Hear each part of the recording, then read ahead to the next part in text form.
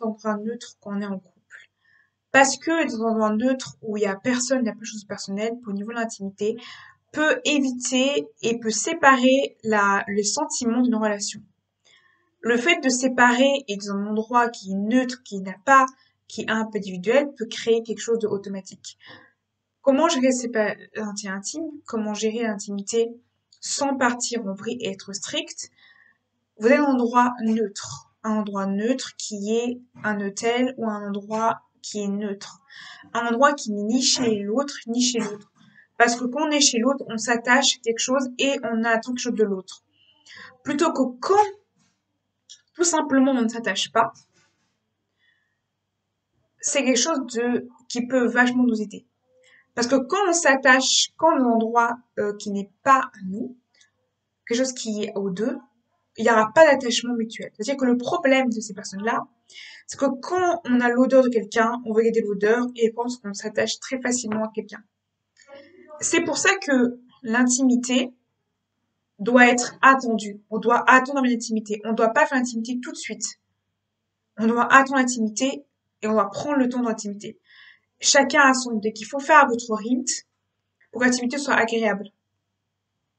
Ce qu'il faut, c'est discuter avec votre partenaire. Discuter avec votre partenaire, c'est j'ai une relation avant, faisez le point de ce que vous savez, ce que vous voulez ou pas, avant la relation, avant le rapport et après le rapport pour savoir ce que vous avez comme ressenti.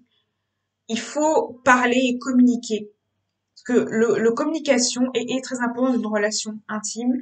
C'est important de communiquer, de discuter et de savoir ce que vous voulez réellement dans la relation et savoir vos fantasmes, vos délires, vos fantasmes avant la relation. Savoir ce que vous voulez faire comme pratique avant la relation. Avant la relation. Et séparer sentiment et relation. Et le fait va faire que votre relation va être plus contrôlée, beaucoup moins ingérable au niveau de l'intimité. Et aussi, ce qui peut vous éviter de partir en vue au niveau de l'intimité, c'est de prévoir. La prévention. J'ai pas prévoir, trop prévoir, mais prévoir assez en avance. Prévoir les choses qui peuvent vous protéger et protéger la personne. Prévoir les choses qui peuvent vous laver parce qu'il faut faire des lavements. Prévoir les lavements qui sont possibles pour laver. Prévoir les possibilités, les endroits pour éviter les problèmes. Le fait de prévoir tout ça peut vous aider à avoir une relation beaucoup plus stricte et beaucoup plus pesée.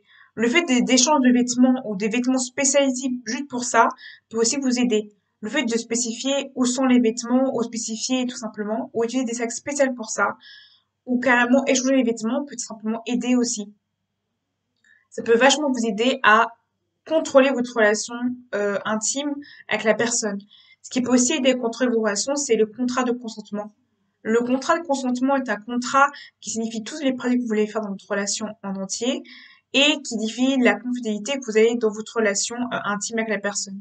Et ce contrat en confidélité c'est pas un contrat de mariage, c'est juste un contrat pour vos rapports intimes avec la personne, intime, juste intime, pas vos relations d'amour, mais vos relations intimes pour définir ce que vous voulez. Et ce contrat, c'est un mutuel entre vous, c'est-à-dire que vous appartenez à l'autre de cette manière. C'est une appartenance à l'autre, c'est-à-dire que vous appartenez à l'autre personne pour que la personne appartienne à l'autre. Et vous voulez appartenir à l'autre. Du coup, c'est une manière d'appartenir à l'autre, et c'est vrai que l'autre appartient. Et pour savoir que l'autre appartient, intimement, vous avez ou des colliers, ou vous êtes tout simplement ce contrat-là. Vous avez les contrats et les colliers qui peuvent vous rassurer que vous êtes intimement la personne liée. Après, il y a aussi des bracelets, si vous n'êtes pas trop collier, qui peut prouver que vous êtes bien à la même personne.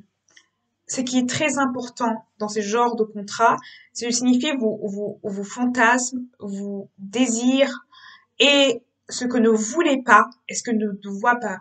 Vous avez le droit dans ce contrat-là de pas mettre votre vrai prénom, de pas mettre votre vrai prénom, de pas mettre votre vrai nom et pas mettre votre nom de famille. Vous avez le droit de garder l'intimité et la vie privée, de montrer votre vie privée, ce que vous voulez ou pas, ou dire. Dans ce contrat de consentement, vous avez le droit, vous n'avez pas le droit de contrôler l'autre, vous n'avez pas le droit de contrôler l'autre, vous n'avez pas le droit de contrôler sa vie, vous n'avez pas le droit de respecter pas sa vie privée. Et c'est aussi, ce contrat-là peut aussi bien pour, bien sûr, les relations à lendemain. Ça peut aussi marcher pour le lendemain ou les relations multiples avec plusieurs personnes. Ce genre de choses peut que vous contrôlez votre relation intime avec la personne et peut contrôler. C'est très important de faire des lavements avant et après pour tout simplement éviter les infections, tout simplement. Le lavement est fait avec une poire qui peut vous aider ou avec des lingettes qui peuvent vous aider. Et il faut être à jeun, ne pas manger, et parce que ça peut provoquer des problèmes gastriques et problèmes de santé. Donc, quand vous faites un lavement avant. Et les pilules doivent être parlées par votre partenaire. Si vous voulez faire des correctifs, il faut que vous parlez à votre partenaire de correctifs ou pas. Soyez honnête avec vous. Voilà, soyez honnête. Et il faut aussi que ce soit fait.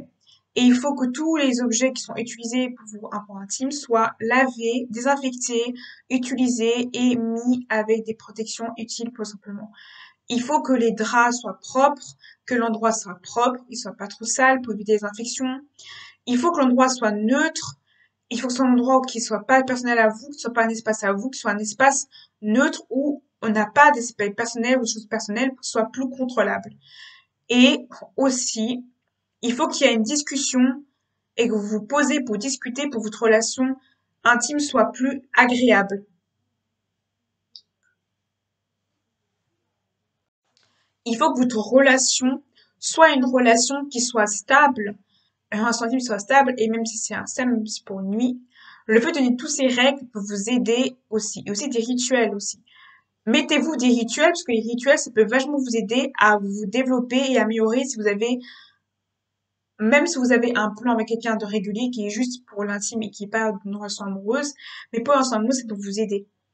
Il faut que les intimes et la relation amoureuse soient différents. Il faut que l'endroit où vous habitez ensemble, si vous habitez ensemble, soit séparé de l'intime intime. Parce que si vous séparez les deux, ça peut vous aider. Ça peut vous aider dans une relation. Ne séparez les deux. Ça peut beaucoup vous aider en termes de contrôler votre relation intime. Pour contrôler votre relation intime, pour pas éviter que ça part en cacahuète et que ça part, il faut tout contrôler, tout vérifier, et il faut carrément vous faites des fiches ou des choses pour contrôler ce que vous faites ou pas. Et dans cette contrôlabilité, chaque fois que vous avez une relation, vous marquez les dates, les jours de vos relations, et ça fait pas du contrat de confidélité, qui fait pas du contrat de consentement mutuel, c'est le consentement. Le consentement, c'est-à-dire que le consentement de l'autre. Et aussi, ce qui est hyper important pour vos relations sexuelles, ça va bien, c'est utiliser des mots spécifiques quand on a envie de le faire, et des mots spécifiques qu'on voulait arrêter, et aussi vous mettre vos limites, ce que vous pouvez pas faire, ce que vous pouvez pas faire. Physiquement, mentalement, psychologiquement. Et tout simplement parler, discuter, et que aussi les rendez-vous, tout ce qui est rendez-vous pour sont intimes, soit fait ensemble et pas fait. Ce qui est important, c'est que vous soyez ensemble pour faire les choses. Ensemble pour le matériel, ensemble à faire et pas séparément. Faut que tout ce soit ensemble. Parce que le fait de séparer peut créer beaucoup de problèmes. Si vous le faites séparer, c'est un choix individuel. Si vous voulez faire séparer, ce qui est clair que vous voulez faire séparer, il faut que quand même, il y a quand même une parole, une discussion sur ça. Parce que la meilleure solution pour contrôler votre relation intime, c'est discuter, que ce soit un endroit qui soit neutre, propre, bien, pour éviter les infections, tout ça. Et aussi qu'il soit au courant de toutes les informations possibles qui sont liées à ce sujet-là, pour éviter les problèmes en cas d'accident. Parce qu'en cas d'accident, c'est très important. Ou en cas de rendez-vous médical. Le rendez-vous médical, je vous conseille d'être ensemble. Tout ce qui est intimité, je vous conseille d'être ensemble. Parce que ça peut vachement aider. Si c'est son lendemain, je vous conseille tout simplement de savoir quand même l'adresse du numéro de téléphone de la personne pour savoir les. Mais s'il ne veut pas, c'est son choix à elle ou choix à lui qui veut tout simplement. Après une relation, la seule chose que dans une relation intime qu'il ne faut pas faire, c'est afficher. Vous avez un espace d'intimité, vous avez votre espace d'intimité, vous avez votre espace d'intimité. Donc, l'espace d'intimité où vous êtes, vous avez l'espace d'intimité. Donc, quand vous êtes dans cet espace d'intimité, vous n'êtes plus dans une relation intime. Donc, cette relation non-intimité doit rester en dehors de l'intimité. Tout ce qui est dans l'intimité reste dans l'intimité. Vous ne doit pas raconter à des gens votre intimité à l'intérieur. C'est-à-dire que en dehors de l'espace où vous avez une intimité, où vous ne parlez plus. Il ne doit pas être affiché. Vous avez créé un espace d'intimité. L'espace d'intimité est très important parce que cet espace-là est un espace où vous savez, vous pouvez vous lâcher, vous savez qu'il n'y aura pas de jugement ou de critique envers vous. Pourquoi? Parce que quand vous êtes chez quelqu'un d'autre, vous n'avez forcément pas forcément envie, vous avez forcément mal à l'aise, et pas être forcément bien de votre façon de d'être. Vous n'avez pas forcément être bien, être à l'aise avec ça. Donc, ce qui est bien, tout simplement pour gérer votre intimité, c'est tout simplement faire un espace neutre. Un espace où vous gérez, où vous vous comportez et une manière. Vous pourrez faire ce que vous voulez et vous n'aurez pas de jugement parce qu'il y a un espace neutre. Moi, je dirais que ce qui est bien, c'est un hôtel ou un hôtel, c'est ou le moyen, un appartement qui est neutre juste pour ça.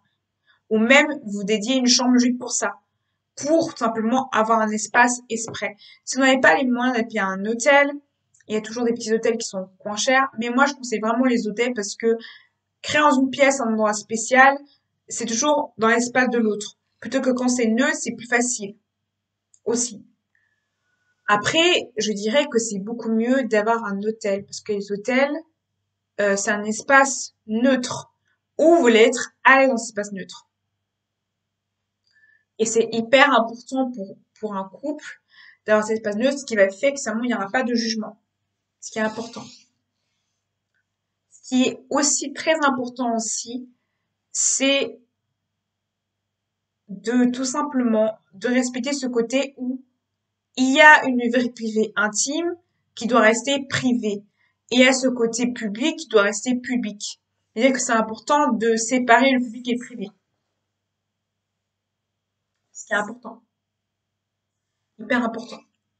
Donc, c'est tout pour cette vidéo et à bientôt. Voilà, vous pouvez vous abonner, dites ce que vous pensez dans les commentaires. Voilà, likez ces vidéos, commentez, partagez les vidéos au maximum pour pour euh, pour YouTube, pour que quand même il y ait quand même quelque chose sur YouTube. Donc, à bientôt.